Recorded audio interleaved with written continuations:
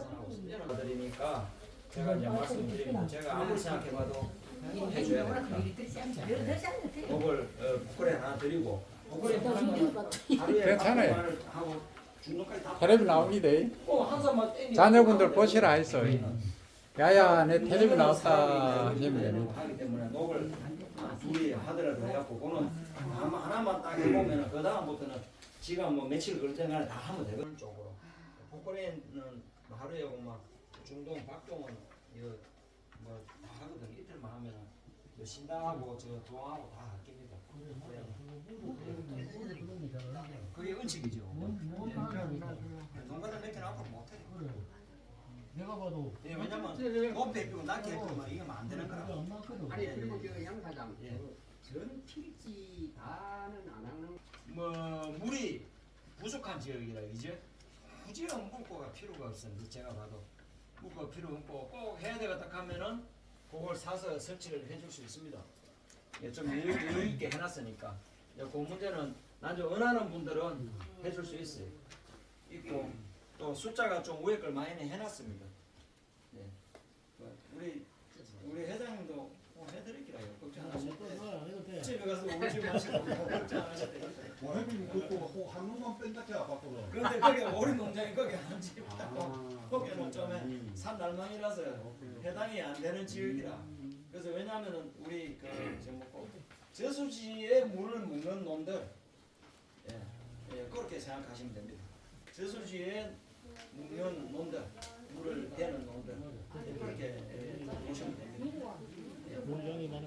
그거는 4월 15일 날 공개적으로 또 우리가 회의하면서 그 사업 선정도 그때 아마 다 하는 걸로. 그 사업 도에도 사업 변경 신청했는데 승인이 났습니다. 그래서 이제 우리 교수님이 와 계시는데 이제 주기적으로 계속 오신답니다. 오셔서 물 관리 같은 거 이런 걸 지도를 하실 계획인데 그 이제 나중에 이야기 하시겠지만은 그 물고도 자동 물고를 박동에 하나, 두항에 하나. 이제 우리 저 전문 사람이 저 동생이 그 논에다가 한 군데 데다가 설치를 해가지고 지대로 되는가 안 되는가 이거 인터넷으로 집에서 핸드폰으로 다 보신답니다. 그 교수님이 집에서 다 보신다 하니까 그거 보고 물 뗐네 안 뗐네 물 떼라 안 떼라 그거를 이제 지도를 하실 모양이고 그래서 그 나이 드신 분들 해서봤자 해당도 안 되고 그거 한 개에 700만 원인가 500만 원인가 안 돼요. 그래서 그걸 많이 못하고 교수님이 원래는 다 해야 되는데 그 지역별로 다 해야 되는데 한 두 군데만 시범적으로 해보시자 해서 도항이 한 군데, 박동이 한 군데 하고 시범적으로 한번 해보고 그걸로 관찰해서 이제 지도하시는 걸로 그렇게 계획을 잡고 있습니다.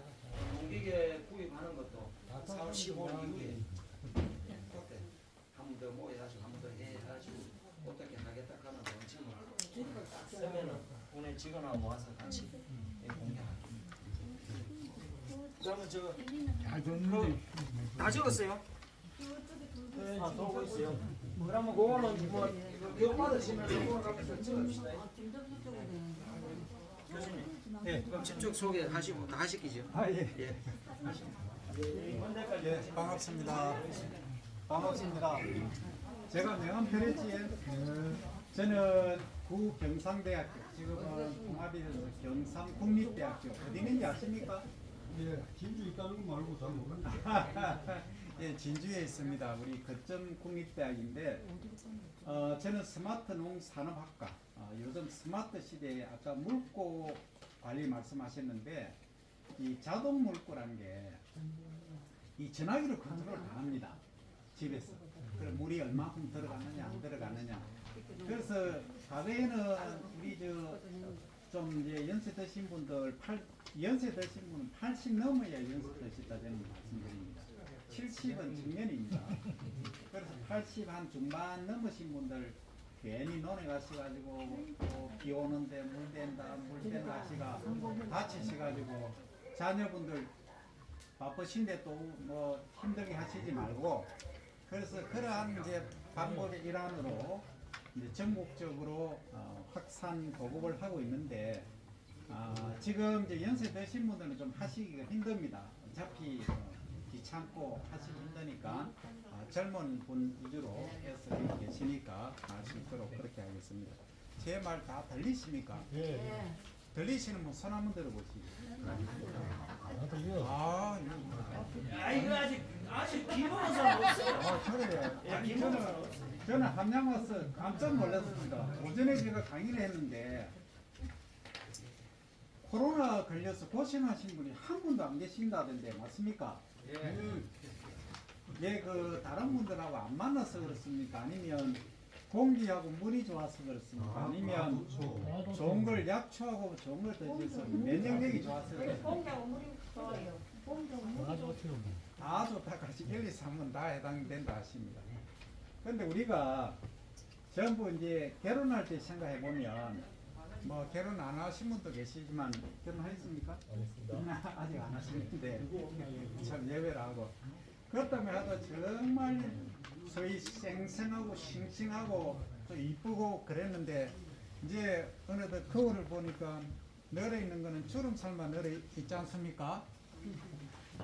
동의 안 하십니까? 주름살 없으십니까? 그럼 다리 이제 걸음도 이 힘이 빠지가 걷기 힘듭니다. 그죠? 이제 이 세월이란 겁니다. 세월이 이제 이렇게 흘러가고 있는데 제 아버지가 연세가 92입니다. 92인데 이제 친구분들 가시고 하니까 뭘 하시느냐 하면은 이제 외로워서 못 살겠다는 거예요. 친구가 없으니까. 근데 저는 오늘 여기 와보고 깜짝 놀랐습니다. 전부 친구분들 엄청 많으시네요. 근데 여기는 왜 성별로 남성분, 여성분 이렇게 안 친합니까? 전부 방을 따라가 딱 앉으시는데 이제 좀 편하게 같이 좀 앉으시면 좋을 것 같습니다. 그래야 하실 말씀도 많고. 자, 이제 서두에 제가 이런 말씀 드리는 이유가 있습니다. 무엇보다 중요한 것은 여기 오시면 되는데요. 설명해 드리고 여기 있어요.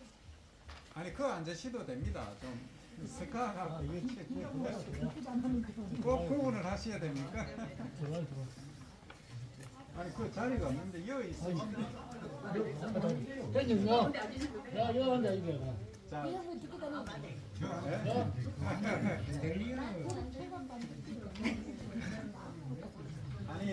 아니 그 형님 가운데 해주실 건데 이거 안 되시죠?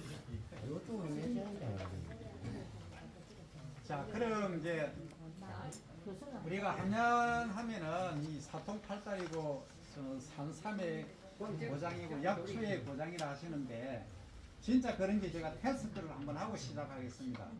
자, 박수 3번 한번 쳐보십시오. 자, 하나, 3번만 치셔야 됩니다. 하나, 둘, 셋 하면서 치셔야 됩니다. 시작! 자, 이제는 세 번째는 셋 하시면 안 되고 박수만 치셔야 됩니다. 시작! 와, 역시 함양입니다. 대단하시네. 자, 그만큼 치매도 없으시고, 안을 들어오십시오. 박수 칠 만큼 힘도 있으시고, 여기에 또 걸어오셨으니까.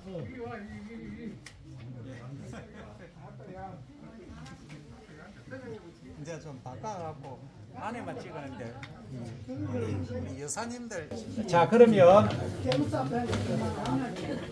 자 이제 본격적으로 강의를 시작하겠습니다. 늦게 오신 분은 제가 이제 이름이 조영발이 아니고 영손입니다. 그것만 기억해 주시면 됩니다. 이렇게 생각하시면 됩니다. 영손입니다.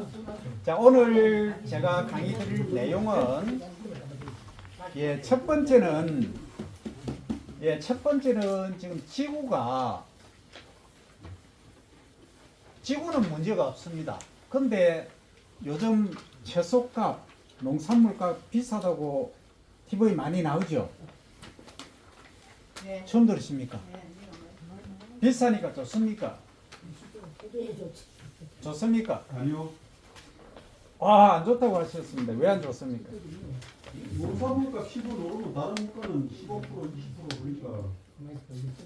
예, 지금 경제적으로 말씀하셨는데 농산물 가격이 오르니까 다른 것도 다 오르니까 별로 의미가 없다 하시는데 저는 이제 그런 개념보다는 그런 농산물이 왜 오를까 하는 점에 관해서 제가 말씀을 드리고자 합니다.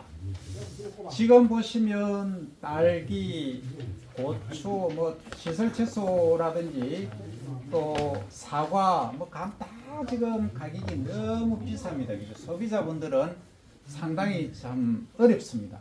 그런데 그 이유가 뭐냐 하면 지금 기후 변동, 기후가 상당히 지금 작물들이 자라기 어려운 환경에 놓여 있습니다. 자, 오늘은 햇빛이 쨍쨍 쬐었지만 며칠 전까지만 해도 비가 계속 내렸죠. 이게 뭘 의미하느냐면 지금 과거에 우리가 그래도 겨울이면 햇볕은 어느 정도 났는데 온도는 낮아도 지금은 겨울철에도 지금 비가 많이 내리고 있다는 겁니다. 이게 뭐에서 비롯되느냐 하면 여러 가지 이유가 있습니다만 지구가 더워지고 있다라고 생각을 하시면 됩니다. 그 근거가 어디 있느냐 하면 과거에 이제 미인 하면 어디가 미인들이 많이 계셨습니까? 지역적으로 보면 함양 아니었습니까? 그 함양보다는 아닙니까? 아이라 하시는데 과거에 미인 하면 대구 아니었습니까? 그럼 대구가 왜 미인이 많았느냐고 물으시면 사과 때문이었죠. 예, 맞습니다. 근데 지금 사과 주산지 하면 어디를 꼽습니까? 이제 사과가 대구가 옛날에 명성을 떨쳤는데 지금은 청송사과, 밀양 얼음골, 거창사과 아니면 지금 강원도 쪽을 사과를 재배할 정도로 그렇게 위쪽으로 올라가고 있습니다. 이게 뭘 의미하느냐 하면 지구가 그만큼 더워지고 있다는 겁니다. 그럼 지구가 이제 왜 더워지느냐를 가만히 한번 생각해 보시면 우리가 이제 숨을 많이 쉬니까 더워질 수도 있습니다. 그런데 그 중에 하나가 자 이제 더워지는 이유에 관해서 간단히 한번 설명드리면 겨울철에 우리가 이제 벼 재배는 안 하시죠? 겨울에 벼는 안 하시죠? 그럼 겨울에 하시는 게 뭡니까? 작물 어떤 재배 하십니까? 겨울에 노십니까? 아니 그 여기 계신 분들은 노시지만 논밭에서는 지금 뭘 하고 계시지 않습니까? 보통 이제 예? 예, 하여튼 겨울에는 주로 이제 시설 재배를 하지 않습니까? 우리나 보리나 밀이나 이게 노지 작물 말고 시설 재배를 하면 이제 주로 비닐하우스 안에서 하지 않습니까? 그럼 비닐하우스 우리 바깥에 있다가 안에 들어가면 따뜻합니까? 안 따뜻합니까? 따뜻하죠? 그 따뜻한 것처럼 이 비닐을 씌워놓으면 따뜻해진다는 거예요. 근데 지구가 지금 뭐 어떤 원인에 의해서 바깥에 이게 비닐막이 하나 씌워져 있다는 거예요. 그러니까 계속 더워지고 있는 거예요. 그러면 앞으로 이렇게 계속 더워지면 어떻게 되겠습니까? 우리 남극하고 북극에 가면 온도가 마이너스 수십 도 이렇게 내려가지 않습니까? 그러면 이제 뭐 바닷물도 얼고 얼음이 많이 돼 있는데 이게 이제 녹아내립니다. 녹아내리면 이제 해안가 소위 바닷가에 있는 그 면적들이 논밭이나 거주지들이 어떻게 되겠습니까? 이게 물에 잠겨버립니다. 그걸 이제 소위 해수면, 바다 수면이 높아지고 있다 이렇게 말합니다. 그 바다 수면이 높아지면은 결국 어느 특정 지역을 말하기는 어렵지만 지금 이제 남북극의 빙하고 싹 다 녹아버리면 해수면이 바다 수면이 온도도 높아지니까 거의 70m 이상 높아진다고 합니다.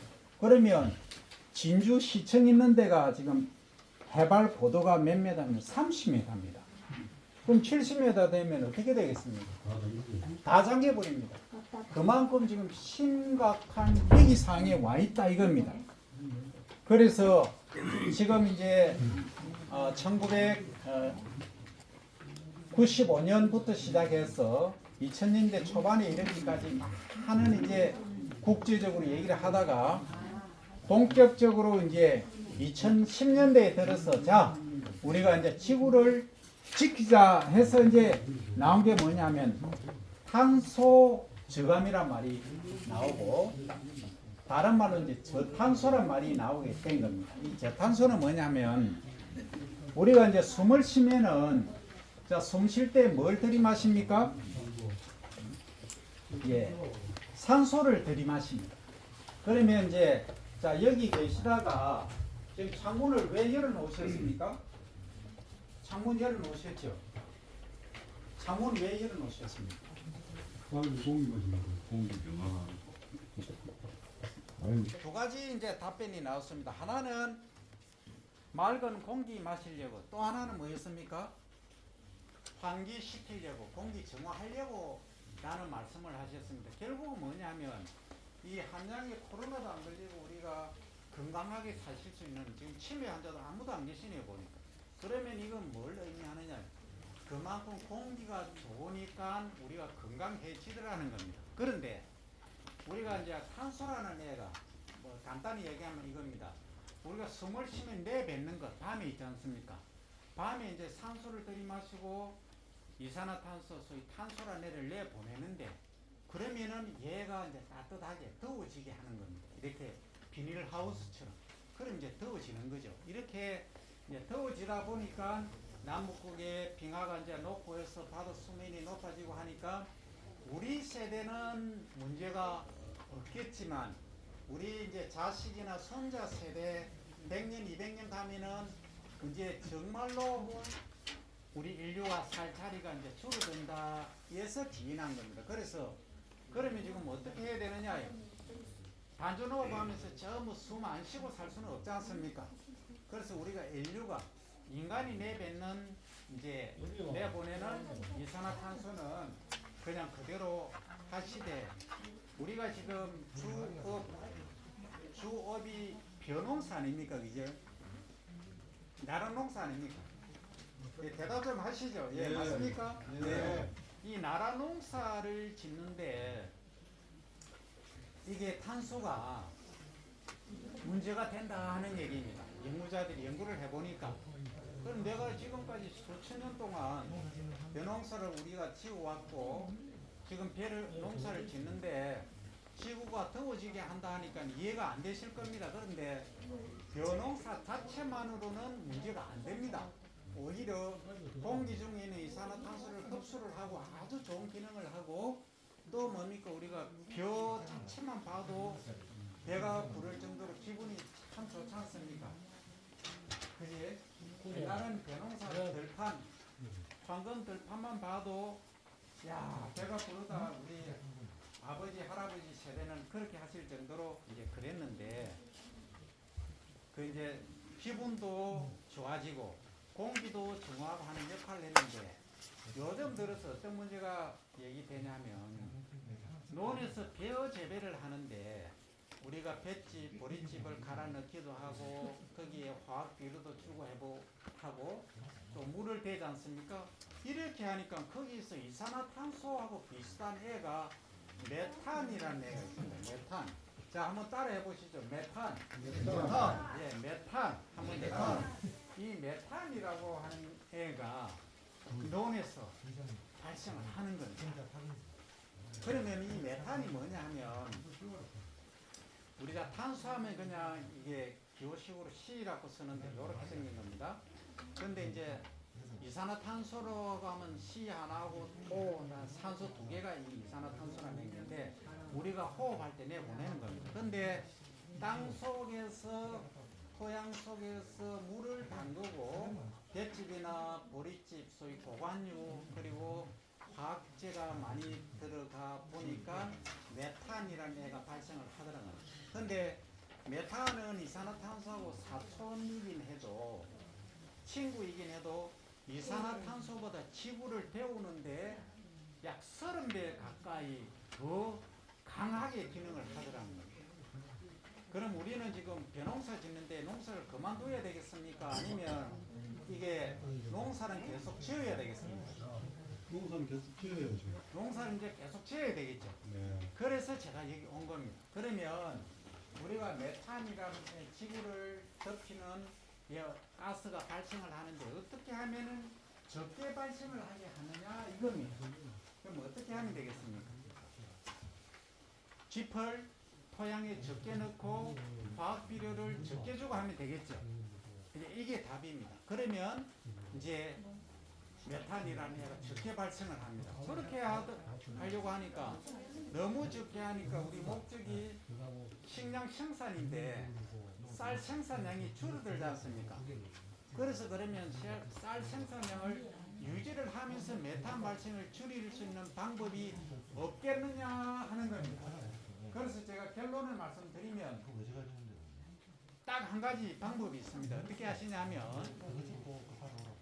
옛날에 이제 중간 물떼기 들어보셨습니까? 예. 예.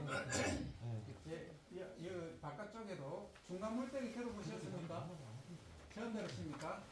예, 중간 물떼기가 뭐냐면 우리 주무관님 계십니까? 물 좀 주실래요? 네, 물 없으면 이 두리가 괜찮아요. 제가 지금 마이크 안 들고 육성으로 하다 보니까 이게 막 목이 완전히 그거 합니다. 그래서 어떻게 이제 메탄 발생을 논에서 줄이느냐 하면 우리가 화학 비료나 뭐 보관유 이런 것들은 과거하고 비슷하게 하셔도 큰 문제는 없습니다. 딱 하나만 하시면 됩니다. 자, 모내기 언제 하십니까? 5월 20일에서 5월 아니 말. 4월달에. 4월달 모르겠다. 아, 모내기 우리 모내기는 5월달에. 예, 우리 누님은 이제 모짜리 하는 목판 준비하는 걸 말씀하셨고,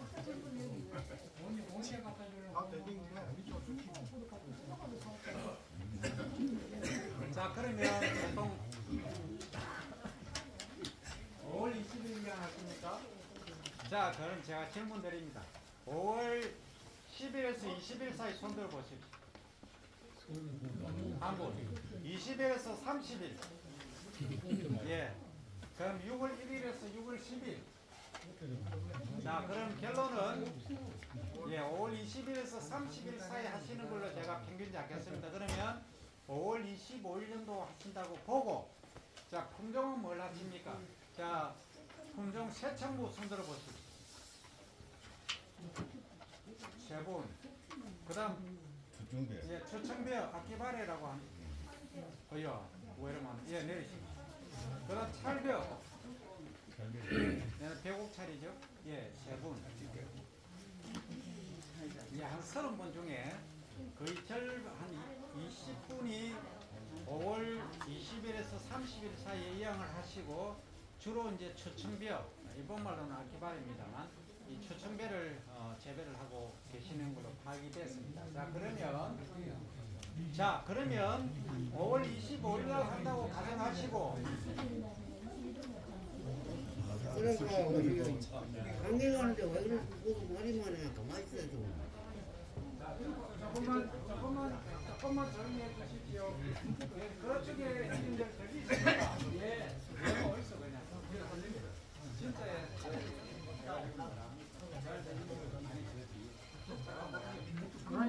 안 들리시죠? 빨리 어딨어. 연락 어딨어? 자 그러면 자 그러면 이 중간 물떼기를 언제 시작하시냐면 이양하고 35일부터 준비를 하신다 생각하십시오. 35일. 그러면 5월 25일이면 언제입니까? 그러니까 6월 30일 되겠죠.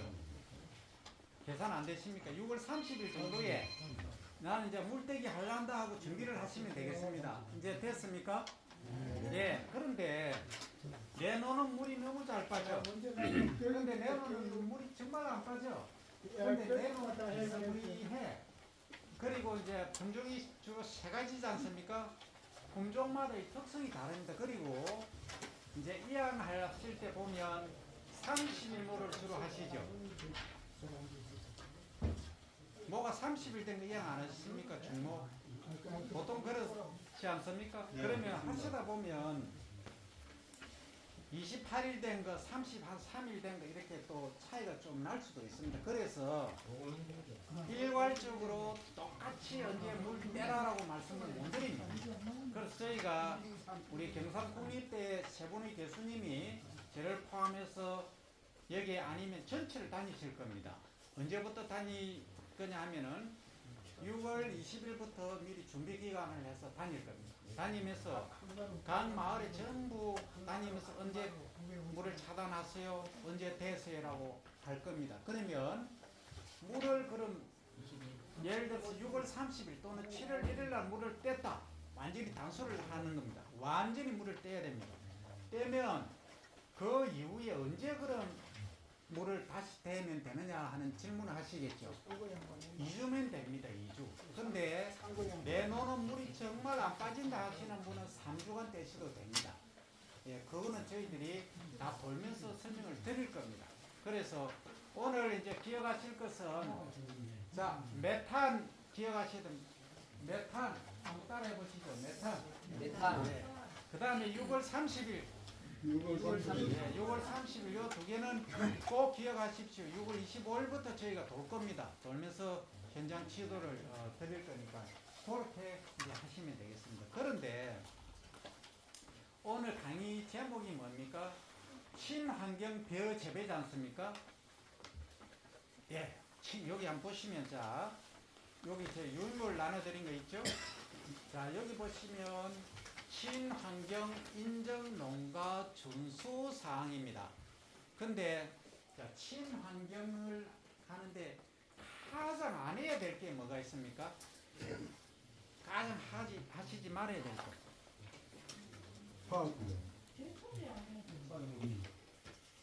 야, 뒤에 누님께서 딱 제초제 안 해야지 딱 하시는데 딱 바로 정답이 나왔습니다. 예, 화학제도 중요하고 화학비료도 안 하셔야 되지만 제초제입니다. 제초제가 가장 문제가 되죠. 제초제하면 안 된다. 예, 제초제. 예? 화학비료 안 쓰고. 그렇지. 모자, 예, 얼굴 한번 떠보시죠. 마스크까지 끼고 있어요. 전 세계 전개가 되고 있는 게 제가 한번 비춰보겠습니다. 너무 대단하신 분이 오셔가지고. 자, 여기 누님 계십니다. 비춰보겠습니다. 아니, 이게 지금 거꾸로 돼 있네요. 아, 이거 맞는데. 돌리겠습니다. 여기 대단한 지식인, 여성 지식인 분이 계셔서 제가 찍어봅니다. 자, 그러면 자, 그럼 제초제를 안 쓰고 비료 또는 화학제 농약을 안 쓰셔야 되는데 가장 어려운 게 뭐냐면 제초제 안 쓰는 게 가장 어렵지 않습니까? 어렵지. 어렵지. 그럼 제초제 안 쓰기 위해서 뭘 하십니까? 예, 우렁이 농법을 하시죠. 예. 그러면 그 우렁이가 옛날에 저희들이 어릴 때 자라던 그 우렁이입니까? 아니면 다른 우렁이입니까? 다른 우리 예, 종이 다릅니다. 옛날에 저희들이 이제 그걸 삶아서 농고동 해가지고 먹던 그 고동은 일명 고동입니다. 그거는 그냥 우렁입니다. 그 새끼를 넣고 지금 이제 논에 잡초 제거하라고 넣는 것은 왕우렁입니다. 얘는 알을 넣습니다. 그 알로 넣으면 색깔이 어떻던가요? 예, 분홍색. 저는 분홍색 색깔이 그 너무 아름다운데 분홍이란 말이 생각이 안 났습니다. 근데 이제 소위 핑크빛이라고 하지 않습니까? 핑크색인데 분홍빛. 야, 분홍이 정말 아름답네요. 글자도. 자, 그러면 이 분홍색 알을 넣는 이 왕우렁이 한번 따라해 보십시오. 왕우렁이. 예, 그냥 우렁이 아닙니다. 왕우렁이입니다. 아주 큽니다. 저 열대지방 가면은 얘가 뭐 제 주먹만 합니다. 그래서 얘들이 한번 번성하면 거기 뭐 벼고 뭐 풀이고 싹 다 먹어버립니다. 저기 호주란 데 가면은 그 메뚜기 들어보셨죠? 그 메뚜기가 우리는 작은데 메뚜기가 엄청 큽니다. 얘들이 하늘에 태양이 떠 있으면 하늘 태양을 가릴 정도로 집단적으로 와서 융단 폭격을 해버립니다. 그 옥수수고 콩이고 재배나무 싹 쓸어가 버립니다. 그 정도로 이제 떼거지로 무서운데 이 왕우렁이도 그만큼 사실은 위험합니다. 열대지방에 가면 우리는 이제 좀 적긴 하지만 그래서 그렇다고 하더라도 우리가 왕우렁이를 논에 투입하는 목적은 벼 말고 뭘 먹으라는 얘기입니까? 예, 풀을 먹으라는 겁니다. 그럼 결국은 풀이 없으면 먹을 게 없으면 뭘 먹는다는 얘기입니까? 예, 나락도 깔아 먹습니다. 벼를 깔아 먹습니다. 그래서 물을 지나치게 녹게 되거나 또는 너무 많이 투입하거나 또는 너무 많이 자란 걸 투입하시게 되면은 이게 결국은 됩니다. 그런데 이 피해가 만만찮게 지금 나타나고 있습니다. 그래서 이것을 이제 관리하는 게 그 방법은 좀 이따 설명드리고, 자 그러면 내가 왕우렁이를 투입하라 해서 시바르당 300평당 또는 한마지기 200평당 얼마를 투입하십니까? 4kg. 4kg. 200평당 4kg 하십니까? 요거는 이제 크기에 따라 다르긴 한데 지금 보통 중폐 기준으로 해서 그렇습니다. 그죠? 그럼 치폐 아주 작은 거는 사실 업자 측에서는 손해를 많이 봅니다. 왜냐하면 소위 건배수, 무게가 적게 나가기 때문에 예, 안 해주죠. 하실 수가 없습니다. 돈을 3배 정도는 드려야 될 겁니다. 그래서 이제 중폐 정도로 쓰시는데, 그러면 300평당 5kg 정도, 그러니까 200평당 거의 3.5kg, 뭐 3kg 요 정도로 지금 하시고 계시는데, 요걸 투입하고 나니까 잡초 방제가 100% 됐습니까? 높은 데는 안 되지. 우리 높은 데는 안 와요. 물은 여기 형님 뭐 바로 하시네. 높은 데는 안 됐다. 답을 다 하셔서 제가 지금 가야 되겠는데 이제 많이 다 했습니다. 높은 데는 이때까지 농사 짓잖아요. 예. 이게 로봇 씌우면 이제 예, 결론은 얻었습니다. 그지? 벌써 이때까지 40년 하셨는데 좋습니다. 근데 얘가 이 왕우렁이라는 애가 방금 말씀하셨듯이 높은 데 있는 거는 못 먹습니다. 무조건 물이 있어야 먹거든요. 그러면은 지금 우리 논바닥이 어떻다는 얘기입니까? 여기 보시면 이 논이라고 가정하면 이게 단단하게 고르면 물을 한 4cm, 5cm 정도 대어 놓으면은 얘가 다니면서 다 깔아 먹겠지. 근데 어떤 데 보면 낮고 어떤 데 보면 높고 이렇게 하지 않습니까? 그 높은 데 있는 거는 못 먹지 않습니까? 못 먹으니까 이게 들어가서 매년 뭐 하십니까? 풀 뽑다가 풀이 달리고 관절 다 나가고, 그래서 도시에 계신 자녀분들 오시라 해가지고 하면 자녀분들 한번 일하고 가면은 거의 반 없습니다. 일 안 하다가 하면 정말 힘들거든요. 그래서 아예 그거는 뭐 내비를 놓는 게 가장 답입니다, 사실은. 그런데 이제 내비를 놓지 않고 혼자서 해요. 여기 앉아서 하면 이 소리가 잘 안 들리. 제가 녹음을 하니까. 자, 이제 여기서 해야 이제 저쪽도 들리고 하거든요. 자, 그러면 아니 여기 편합니다. 그러면 어떻게 하냐면 이제 답은 나왔으니까 이거 팽팽하게 해줘야 되겠지. 그래, 그게 제일 문제. 예, 팽탄 작업이 가장 중요한데 지금 팽탄 작업이 이제 되나 하시는데 안 되거든요. 왜 안 되냐면 지금 우리가 로타리 칠 때 어떻게 치십니까? 물 대놓고. 물 대놓고 물 로타리 치시죠. 예. 그런 노타리 하고. 예, 그러면 이제 트랙터로 주로 해가지고 이렇게 하시지 않습니까? 그러면 트랙터 그 바퀴가 얼마나 큽니까? 엄청 뭐 소위 애들 말로 대빵이 크죠. 그지. 엄청 크지 않습니까? 그러니까 어떤 데는 100 몇십 마력도 있고 보통 70 몇 마력짜리 이제 다니고 이렇게 합니다. 그런데 이제 가는 거는 관계가 없는데 이렇게 돌지 않습니까? 코나 같은데. 이런 데가 막 푹 파이고 높고 이런 데 많이 생깁니다. 그래 하다 보면 또 중간에도 그런 일이 생깁니다. 그래서 이걸 어떻게 할 거냐면 물 로타리도 중요하지만 마른 로타리, 전기가리를 하면서 이제 마른 로타리를 치시라는 겁니다. 전기가리 하면서 동시에 로타리를 치시라는 겁니다. 그렇게 하면은 이 팽탄 작업이 훨씬 더 잘 됩니다. 자, 그러면 요거가 이어서 제가 설명을 드리면 지금 벼 재배하시다가 병 발생하는 게 어느 게 가장 많이 합니까? 어떤 병이 문제가 됩니까? 찬물 나는 데가 저기 그 물건가 제일 많이 생겨요. 자, 물바구미 말씀 나오셨고, 자, 그건 충이고, 그 다음 병은? 문고병. 예, 문고병. 또, 작년 같은 경우는 이 지역에 깨시군이뼈. 예. 거기 와갖고 예. 난리를 쳤어. 예. 자, 이제 답변 드리면, 자, 문고병은 어떻게 하면 처방이 되느냐? 물떼기, 아까 중간 물떼기 말씀드렸죠? 언제 한다고 했습니까? 6월 30일. 이야, 역시 대단하시네.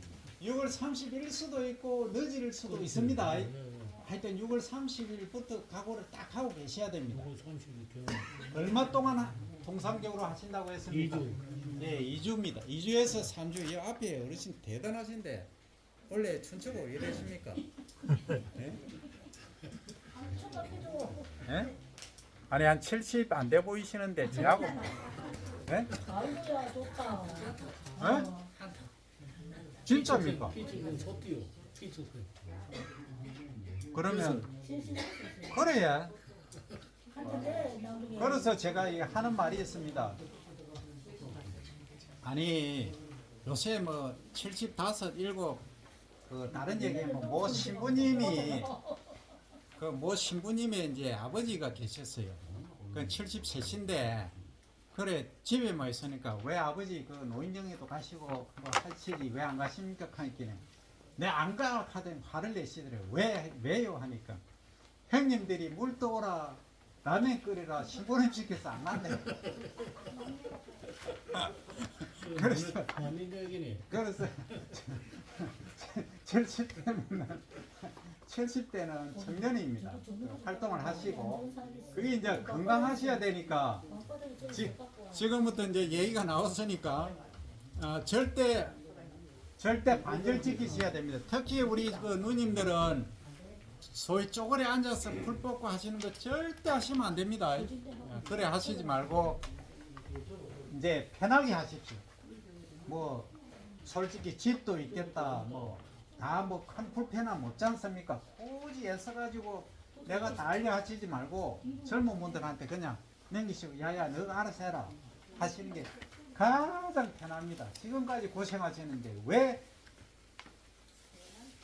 하늘나라 가실 때까지 그 고생을 해야 되는 겁니다. 그래서 제가 오늘 드린 말씀은 건강을 지키기 위해서는 아까 노인정이 뭐 큰이 장님 그런 말씀하시는데 그 저쪽 방도 있으니까 나눠서 즐겁게 오락도 하시고 그렇게 하시는 것이 가장 좋습니다. 그게 이제 건강을 지키시는 겁니다. 자 그러면 이제 바깥쪽을 조금 갔다가 다시 이제 돌아왔습니다. 이제 지금부터 그 중간 물떼기를 하니까 그런 효과가 있었습니다. 그런데 아까 문제 중에 문고병하고 깨시무늬병이 많이 발생을 한다 했습니다. 그럼 깨시무늬병은 어떻게 처방을 하느냐 하면 우리가 비료 주실 때 어떤 비료를 주십니까? 예, 이제 제가 좀 얘기하겠습니다. 예, 깨시무늬병은 왜 발생합니까? 그게 비료품이 조금 작은 데가 더 하더라고. 사토 땅이 좋아하고. 자, 지금 옆에 계신 77 되신 형님이 너무 많이 하시가 제가 집에 가야 되겠는데 별로 강의 드릴 게 없는데 자, 무슨 말씀이냐면 비료를 조금 덜 한데 그지? 그리고 사토 물이 좀 너무 잘 빠지는데 요런 데가 많이 발생하는 이유는 뭐냐면 딱 그래. 양분이 부족해서 그래요. 양분이 어떤 양분이냐면 우리가 주로 비료를 주는 게 어떤 비료입니까? 질소 이상 가리 거의 그 성분이지 않습니까? 거기에 이제 뭐 단 한 번 복비 완화성 비료든 아니면 요소를 주시든 용성인비를 주시든 염화가리를 주시든 거의 NPK 질소 이상 가리 3개 중심으로 주시고 특별한 경우에 칼슘이나 마그네슘 들어간 거면 주시죠. 그런데 우리가 사람이 살 때 밥하고 김치만 먹고 살 수 없지 않습니까? 당근도 먹어야 되고 때로는 고기도 드셔야 되고 이렇게 하지 않습니까? 그렇듯이 이 벼도 이 식물이란 애도 다른 것도 먹어야 되는 겁니다. 그래서 그 양분이 홍소, 염소, 구리, 철, 마그네슘, 망간, 몰리거든 이런 애들이 필요한데 그게 지금 토양이 없다는 겁니다. 부족하다는 거죠. 그래서 밑에 가면 한 25cm 정도 내려가면 그것들이 일부 있습니다. 그래서 뒤집어서 올려줄 필요가 있다는 겁니다. 그거 한 10년에 한 번씩만 하시면 됩니다. 그걸 소위 심경이라고 합니다. 그렇게 하시든 아니면은 미네랄이 많이 들어가 있는 성분을 뿌려주시면 됩니다. 근데 미네랄을 뿌려주시려고 하니까 또 이게 또 들지 않습니까? 그래서 심경도 물론 트랙터 와서 이렇게 25cm까지 뒤집으려고 하면 돈이 또 많이 들지만 10년에 한 번 정도 하신다 생각하시면 됩니다. 그리고 원래 깨신 무늬병이 많이 발생한 데는 반드시 심경을 하시든지 미네랄을 다른 성분들을 반드시 공급을 해주시면 됩니다. 제가 의령에도 그게 많이 발생해서 그 처리를 했더니만 획기적으로 개선이 됐습니다. 자, 아까 이제 말씀드린 그 몽고병, 그 다른 말로 하면 이제 입집 무늬 마른병입니다. 이 아래쪽에서부터 갈변 또는 흑색으로 이렇게 배나오는 건데, 요거는 이제 병증입니다. 그러면 물을 너무 깊게 뗀다든지 했을 때 많이 발생하고 중간 물떼기 안 하면 또 많이 발생합니다. 그래서 요것은 아까 뭘로 방지를 한다고 했습니까? 어떻게 하면 된다고 했습니까? 예, 중간 물떼기 말씀드렸죠? 중간 물떼기만 제대로 하시면은 이게 몽고병 거의 발생 안 합니다. 저희들이 연구를 다 했습니다. 예, 그렇게 해주시고, 또 하나는 이제 총 말씀하셨는데 총. 자, 그러면 제가 하나 질문 드리겠습니다. 우리가 채소가 있는데 상추도 있고 깻잎도 있고 다양하게 있습니다. 그러면 보들보들한 걸 드시고 싶습니까? 아니면 딱딱한 걸 드시고 싶습니까? 보들한 게 좋지. 보들보들한 거. 잘 씹히고 잘 넘어가는 거. 그런데 사람만 그런 게 아니고 이 총도 그렇고 병도 그렇고 보들보들하고 약한 것을 좋아합니다. 그러면 우리는 농사 짓는 입장이면 어떻게 하면 되겠습니까? 의식이 원단이죠. 예, 의식에 전 세계적으로 중계되는데 의식이란 말을 못 알아듣거든요. 그래서 딱딱하게, 강하게 좀 어떻게 강하게 만드느냐 하는 겁니다. 자, 제가 이제 질문을 드렸으니까 지금부터 이제 머릿속으로 생각해 보십시오. 어떻게 하면 강하게 만들겠습니까? 이제 30초 시간을 제가 드립니다. 질문 드립니다. 한 분씩. 예. 자, 생각하십시오.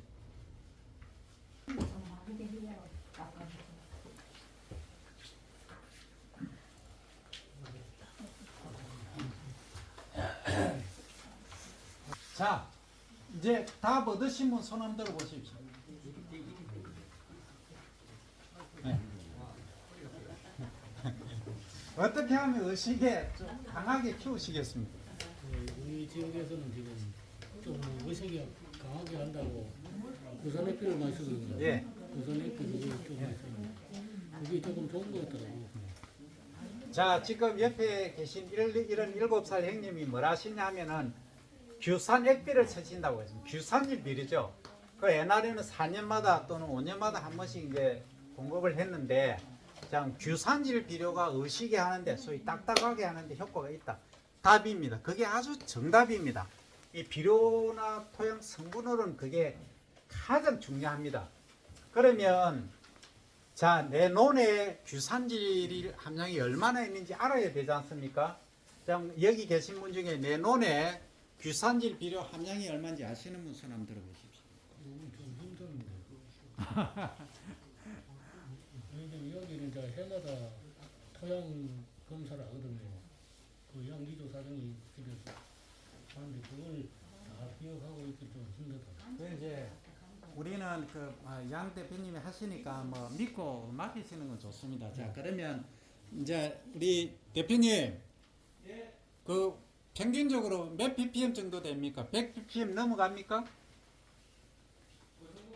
예, 그 정도 된다고 하십니다. 그나마 이제 괜찮은데, 좀 이제 병충의 저항성을 이제 높이려고 하면 130에서 180 ppm 정도 돼야 됩니다.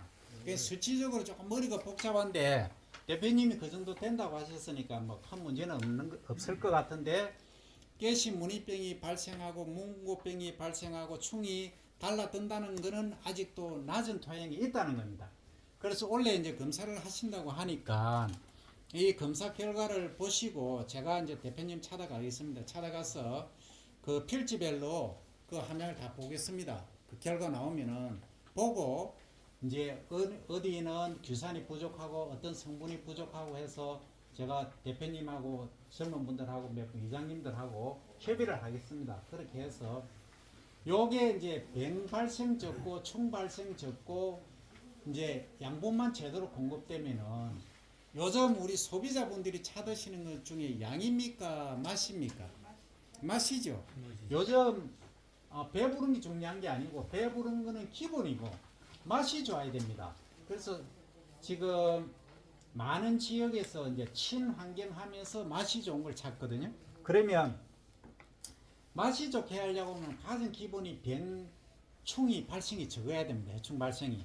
그건 기본이고, 그리고 이제 질소질 비료를 많이 주면 밥맛이 적습니다. 이게 아주 중요한 얘기입니다. 그래서 과거에 우리가 통일배 할 때는 300평당에 15kg 줬는데 질소 기준으로 지금은 뭐 9kg 정도가 표준 11랑 되어 있지만은 일본의 그 고시가리라는 애 아시죠? 월광이라는 걔는 거의 3kg, 4kg밖에 안 줍니다. 그러니까 밥맛이 좋아질 수밖에 없죠. 어느 정도 그런 게 있습니다만 어쨌든 지금은 우리 쌀이 비료만 이렇게 5kg, 6kg 정도 질소 기준 주시면은 밥맛이 아주 좋습니다. 그리고 또 밥맛은 어떤 게 있냐면 가을에 소위 이제 이삭이 펴고 등숙이 될 때 익을 때 이때 밤낮의 온도차가 커져야 좋습니다. 그러면 아까 지구가 더워진다고 말씀드렸죠. 그러면 8월 달에 밤에 더워지는 열대야 현상이 있습니까 없습니까?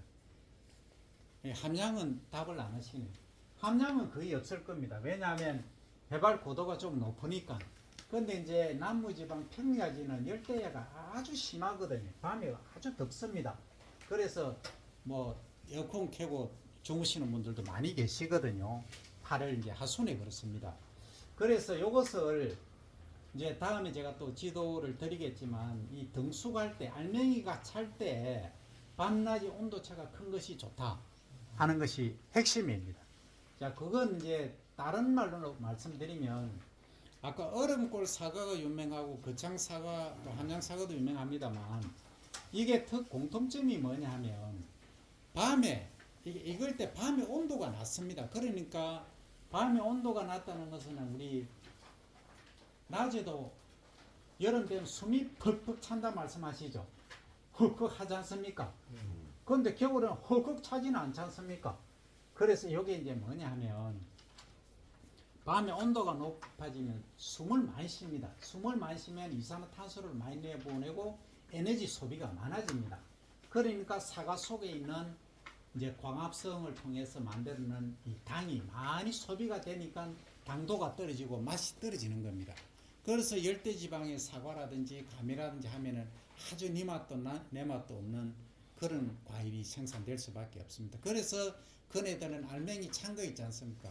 망고라든지 용과라든지 이런 걸 이제 주로 드시게 되고, 그 다음에 이제 오렌지, 밀감 이런 것들이죠. 그래서 우리하고는 전혀 다른 겁니다. 그만큼 이게 이제 밤낮 온도 차가 중요하다. 그래서 모내기에 관해서는 제가 지금 말씀 안 드리는데, 우리가 이제 과거에는 건농일 하고 하면은 모내기를 6월 21일 하지전으로 이제 얘기를 했지 않습니까?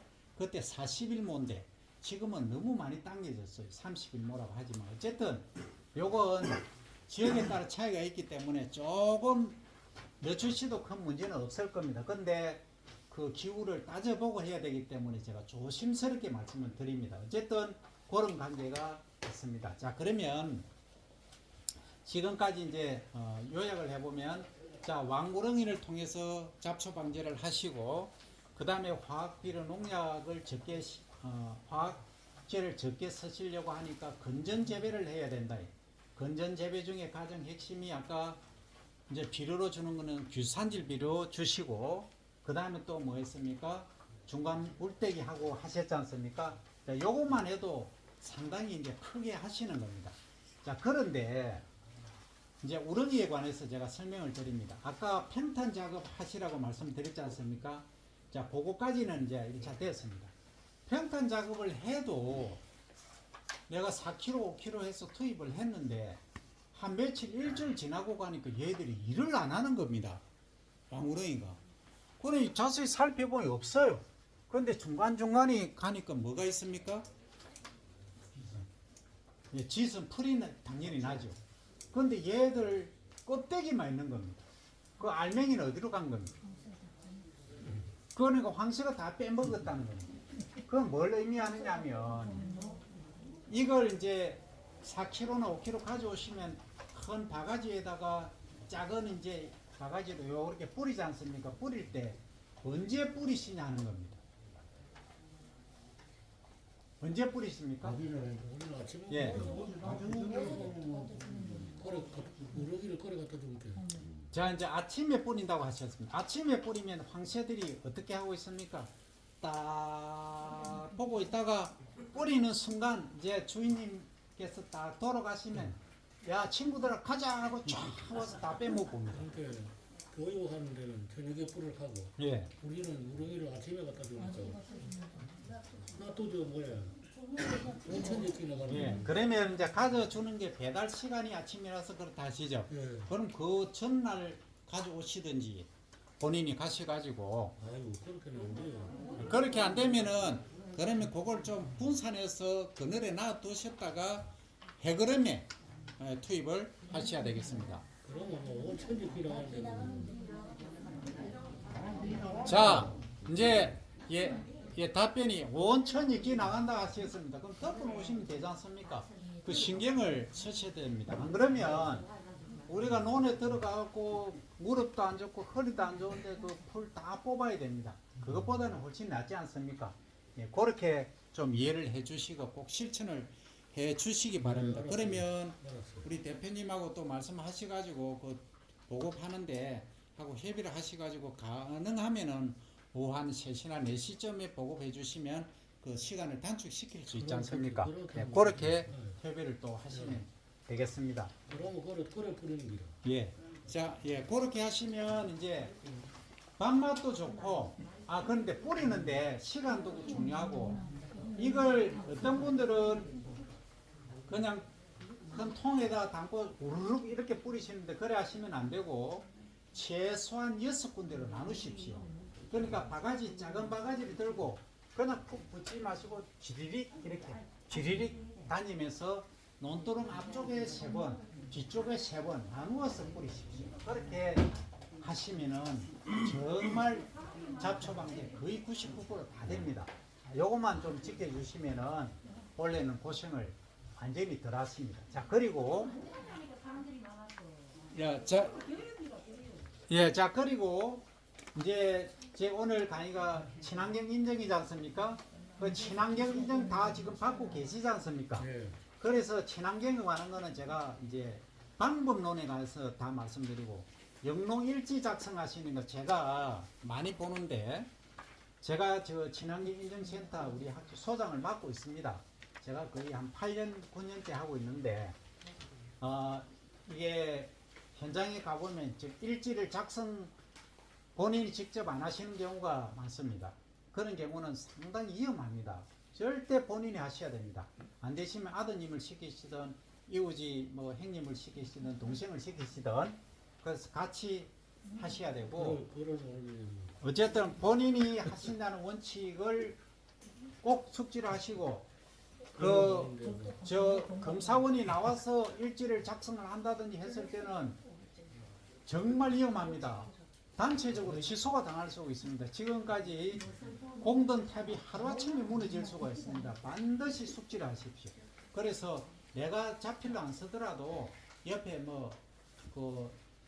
잘 쓰시는 분 계시면 같이 앉아서 나 뭐 했다 일주일치를 그냥 적어 놓으셔야 되거나 아니면 전화기 입력해 놓으셨다가 꼭 그렇게 하셔야 됩니다. 그렇게 하시면 작년에 내가 농사를 이래 지는데 올해는 이렇고 내년에 이렇고 또 변동사항도 볼 수 있고 그래야 또 신뢰도 갑니다. 자, 그러면 이제 저탄소 친환경 인증을 하시니까 지금 이제 저탄소 인증은 뭐냐면 과거에 이제 농업실용화재단 농촌진흥청으로 이제 관계된 그리고 지금 한국 농업기술산업진흥센터 진흥원이죠.